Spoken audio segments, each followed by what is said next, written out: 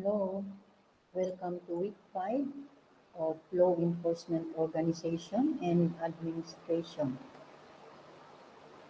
Today we are going to discuss the structures and principles of police organization. So this is our topic, organizational structure and principles of police organization. We're going to start with the types of police organization structure. We have the first type, the line structure. So this is an example of line structure. So the line structure is the oldest, simplest, and clearest form of organizational design, wherein authority flows from the top to the bottom of the organization in a clear and unbroken line, creating a set of superior subordinate relations in a hierarchy, commonly called the chain of command.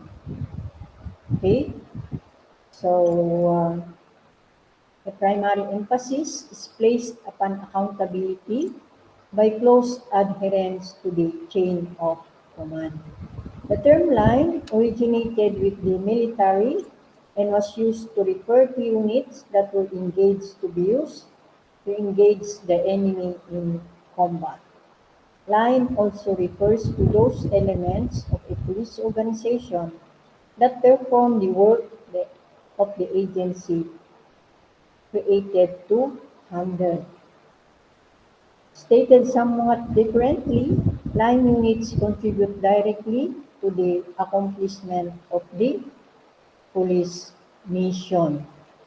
So we have here the primary line elements of a police department.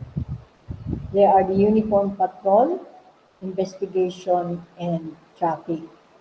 Within police agencies, the line function may also be referred to as operations, field services, or by some similar designation.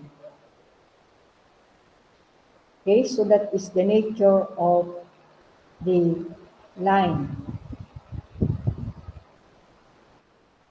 structure.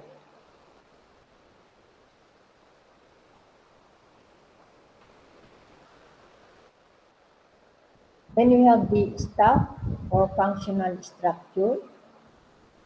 The functional structure is one means by which the line authority structure of an organization can be modified. Hodge and Johnson state that functional structure is a line in staff structure that has been modified by the delegation of management authority.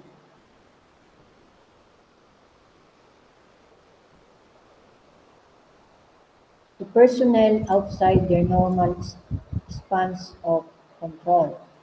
For example, a police department in which the intelligence unit is responsible to three different captains whose main responsibility is for other organizational units. Okay?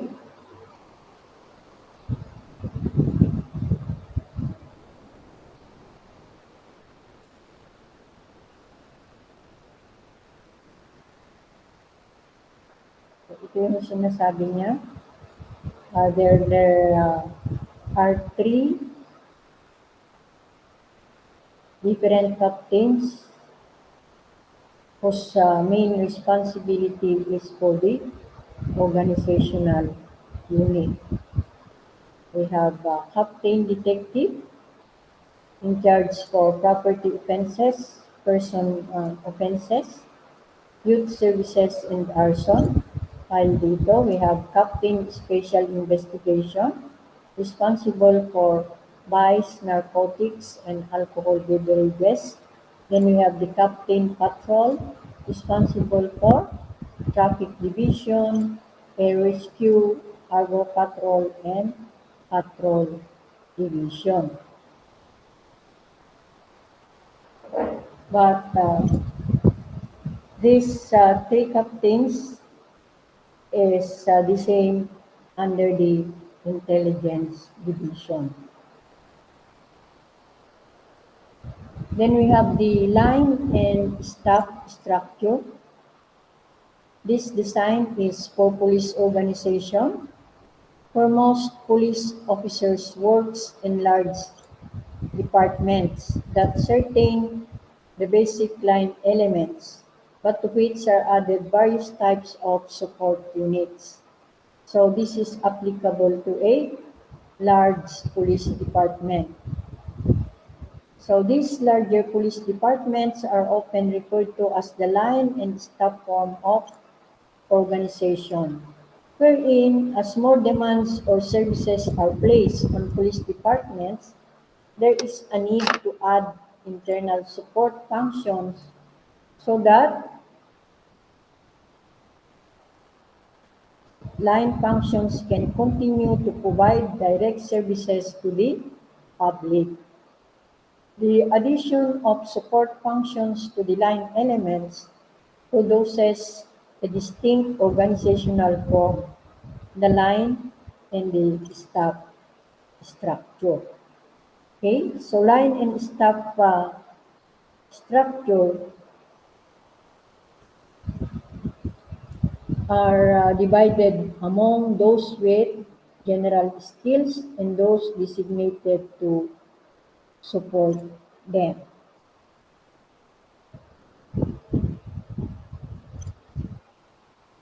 So this is the line and staff structure.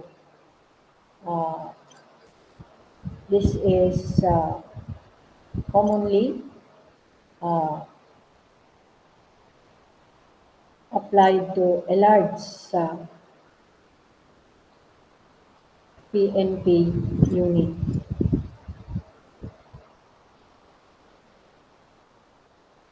Then we have police territorial units.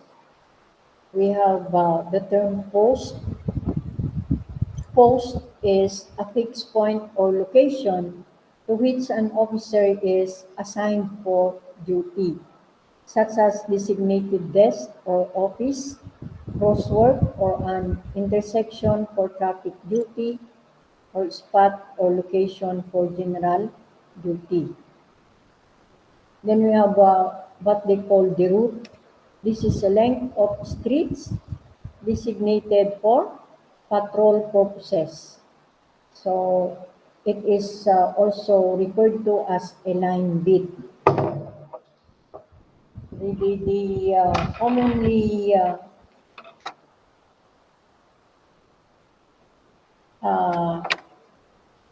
common area where this is being uh, this term is being referred to is in patrol operation area. Okay. Then we have beat. This is an area assigned for patrol purposes, whether foot or motorized. And then sector. This is an area containing two or more beats, routes, or posts.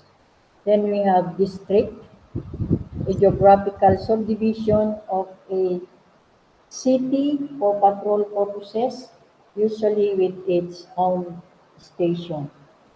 Then we have area, a section or territorial division of a large city. It's comprised of designated districts. We have the so-called time units. We have watts or shift. This is a time division of the day for purposes of assignment. Kaya naririnig nyo kung minsan yung sinasabi nilang, kanya shift mo. Okay? Day shift ba o night shift?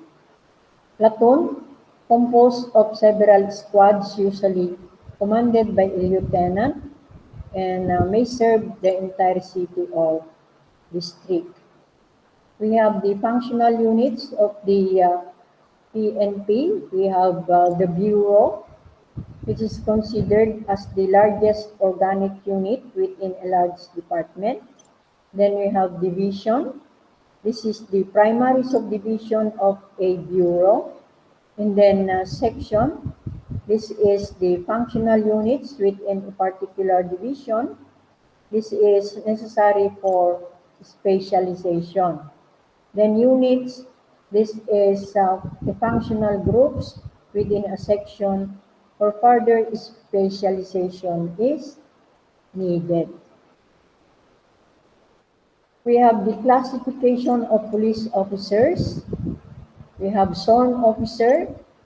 These are personnel of the police department who have taken oath of office and who possesses the power of arrest.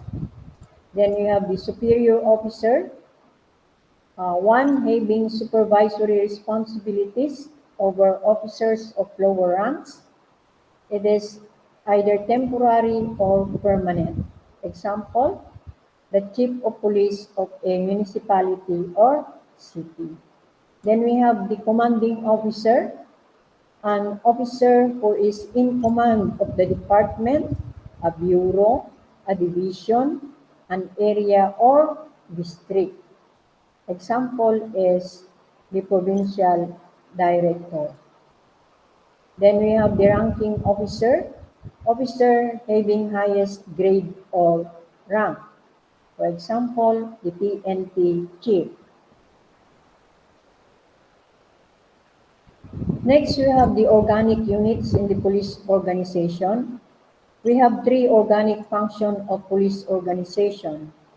Organic units assigned to every function and responsibility to the foregoing units. Then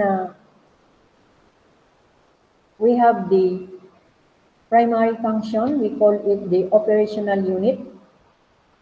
So we have under operational unit, the patrol.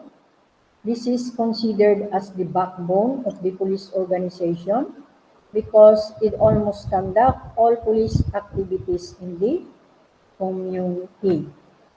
Backbone kasi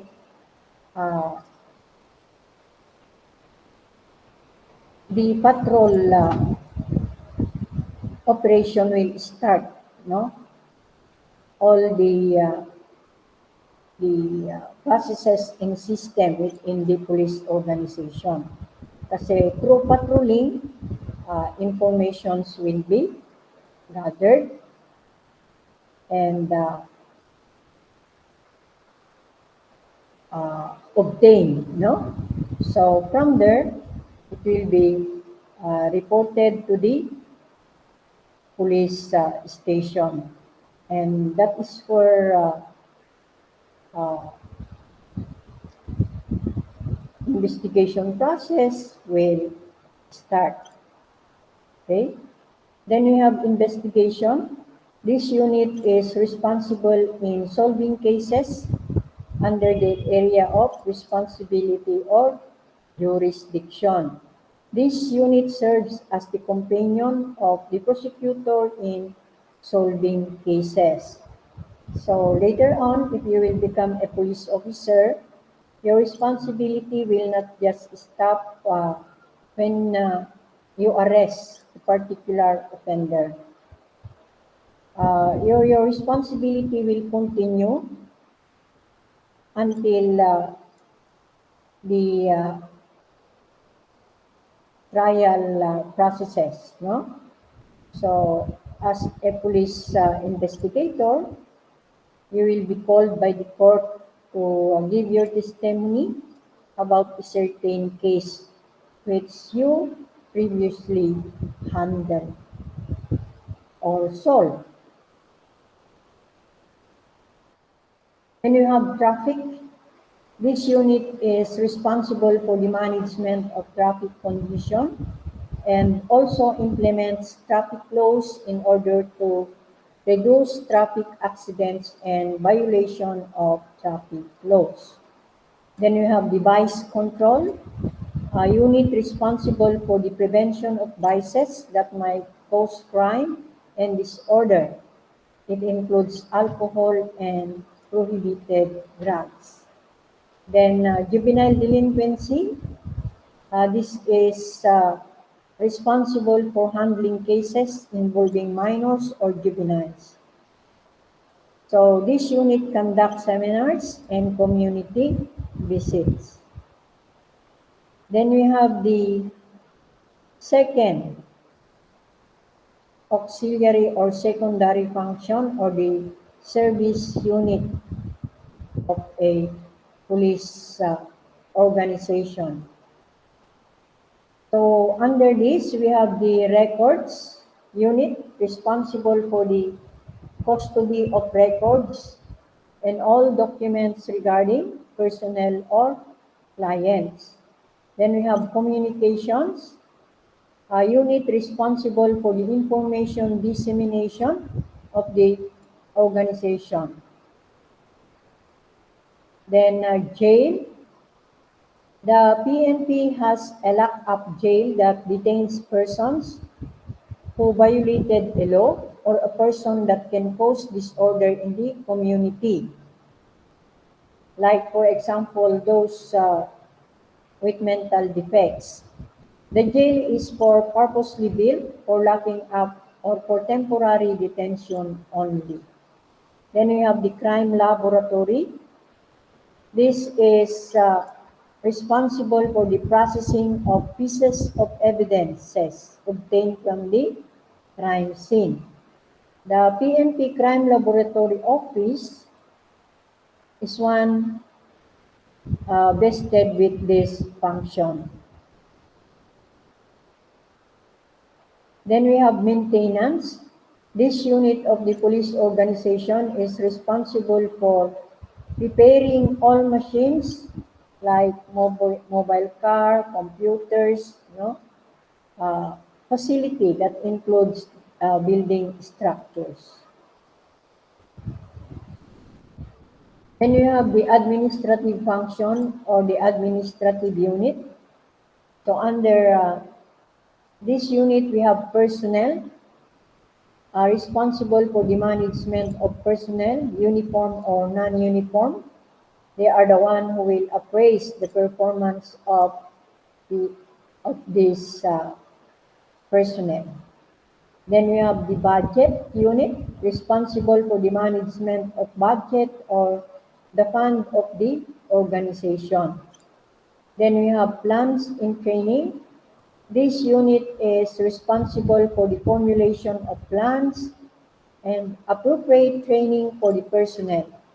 The PNP Directorate for Personnel and Records Management is vested with these functions. Then we have Public Information Unit, responsible for information dissemination of all activities or reports of the PNP organization. Police Intelligence, this is connected with the Investigation Unit. The only difference is that intelligence units plays a great role in gathering information that will lead to the apprehension of offenders or that will lead to the success of criminal cases. Let us move on to the principles of police organization. First is the principle of unity of objective. So an organization is effective if it enables the individuals to contribute to the organization's objective. Okay, so the objective of the police organization must be clearly defined to its personnel for them to contribute, for the attainment of the PNP organization objectives. Then we have principle of organizational efficiency. Organization structure is effective if it is structured in such a way as to aid the accomplishment of the organization's objectives with a minimum cost. functional principle, it refers to the division of work according to type, place, time, and specialization. So under the functional principle, we have the grouping of similar tasks. Okay? So tasks similar or related in purpose, method, or clientele should be grouped together in one or more units under the control of one person. Whenever practicable, every function of the police force shall be assigned to a unit. So yung mga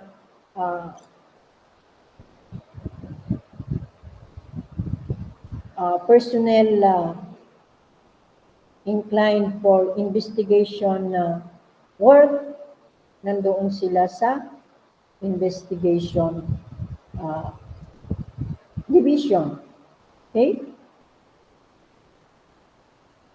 Specialization based on needs.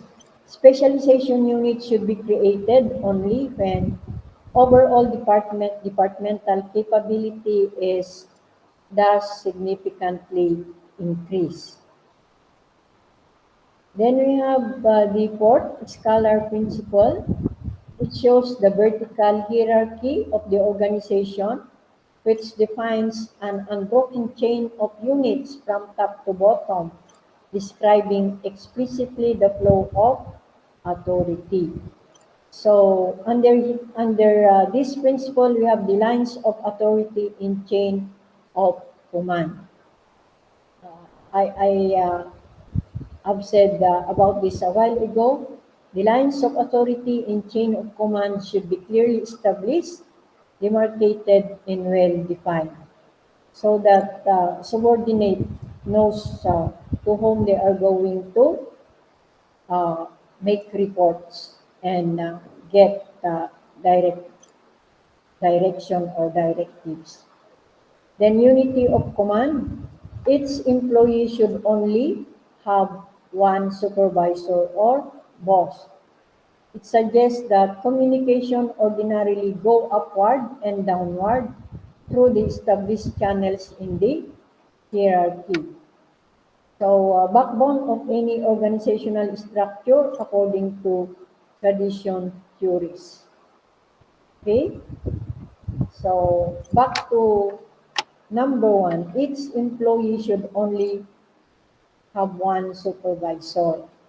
So yung subordinate can report and give and get directives from his immediate supervisor.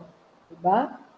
So it is the immediate supervisor who has the uh, direct command to this to his immediate subordinate. Okay? Span of control. This is the extent to which an authority is concentrated or dispersed.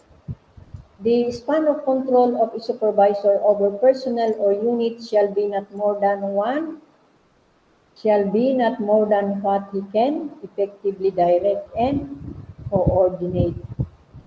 The manning level, police to population ratio, that is 1:500. Ibig sabihin,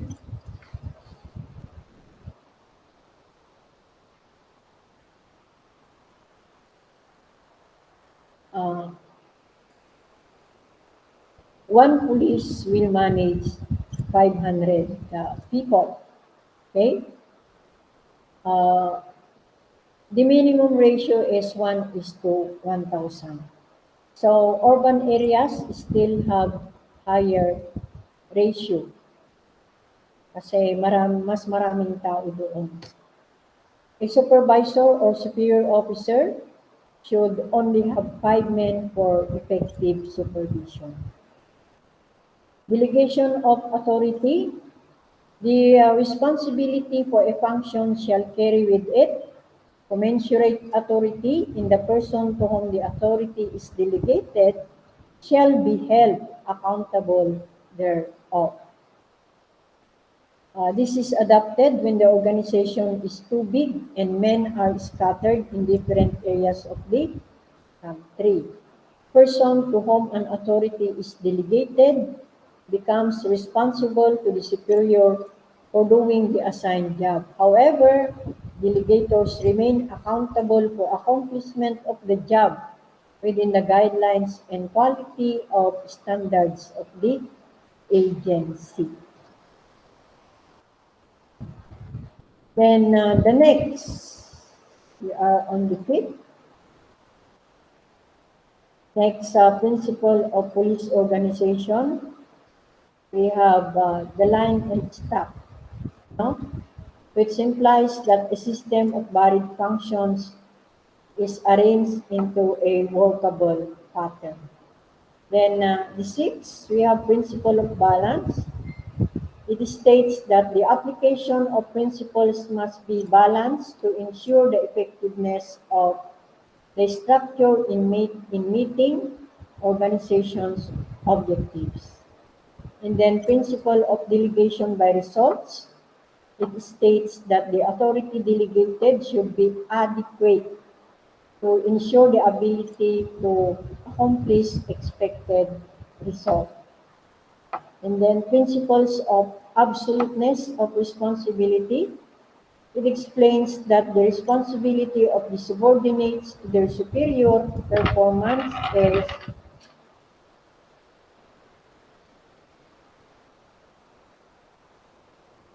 absolute and the superior cannot escape responsibility for the organization on activities performed by their subordinate. The principle of parity and responsibility, it explains that responsibility for action cannot be greater than that implied by the authority delegated, nor should it be less. No? So,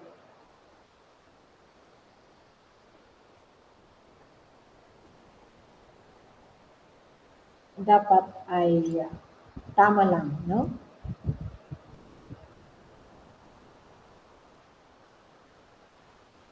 Kung ano lang yung naibigay o na-delegate na authority, yun lang yung ipapractice ng isang taong delegated.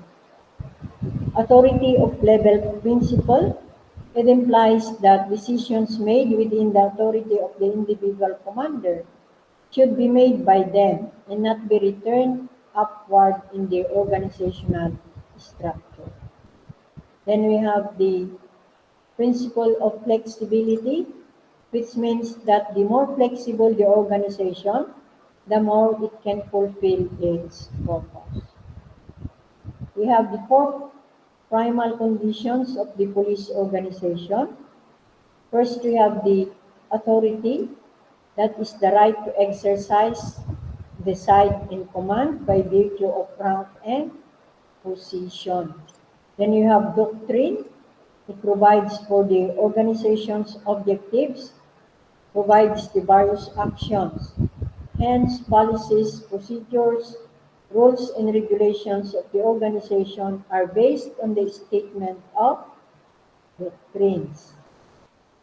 And then cooperation and coordination, which is considered as the mother of all principle in police administration and organization.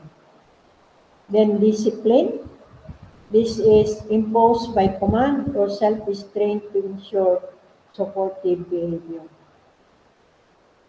Okay, so that ends our discussion. For your activity,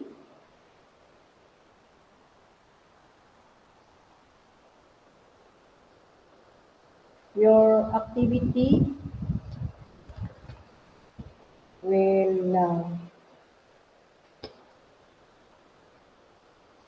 include multiple choices for activity 1 and essay type for activity 2.